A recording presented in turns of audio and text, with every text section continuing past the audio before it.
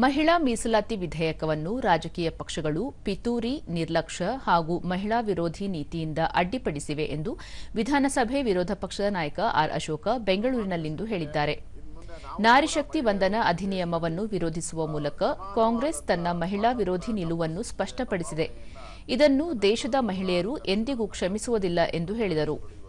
ಮಹಿಳೆಯರಿಗೆ ಸಂವಿಧಾನದತ್ತವಾದ ಹಕ್ಕನ್ನು ನೀಡುವ ನಾರಿಶಕ್ತಿ ವಂದನಾ ಅಧಿನಿಯಮ ಮಸೂದೆಯನ್ನು ಪ್ರಧಾನಿ ನರೇಂದ್ರ ಮೋದಿ ನೇತೃತ್ವದ ಸರ್ಕಾರ ತಂದರೂ ಲೋಕಸಭೆಯಲ್ಲಿ ವಿರೋಧ ಪಕ್ಷಗಳು ಸೋಲಿಸಿವೆ.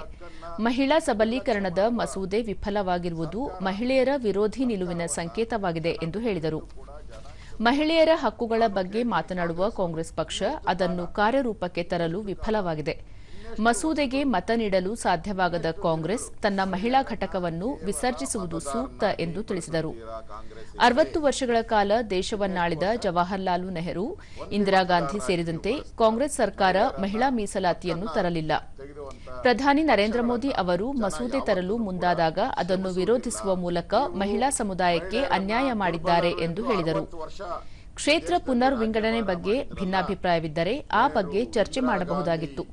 ಇದರಿಂದ ದಕ್ಷಿಣ ಭಾರತದಲ್ಲಿ ಈಗ ಇರುವ 129 ಸಂಸತ್ ಸ್ಥಾನದಿಂದ 195ಕ್ಕೆ ಏರುವ ಎಲ್ಲ ಅವಕಾಶಗಳು ಇದ್ದವು ಎಂದು ಅವರು ತಿಳಿಸಿದ್ದಾರೆ.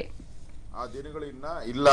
ಇವತ್ತು ನೀವು ದೇಶದ 70 ಕೋಟಿ ಮಹಿಳೆಯರಿಗೆ ದ್ರೋಹ ಬಗ್ದಿದ್ದೀರಾ. ನಿಮಗೆ 60 ದಶಕ ರಾಜ್ಯಭಾರ ಮಾಡಿದಿರಲ್ಲ, ಅವಾಗ ಮಹಿಳಾ ಮೀಸಲಾತಿ ಬಗ್ಗೆ ನಿಮಗೆ ಗಮನನೇ ಇಲ್ಲ.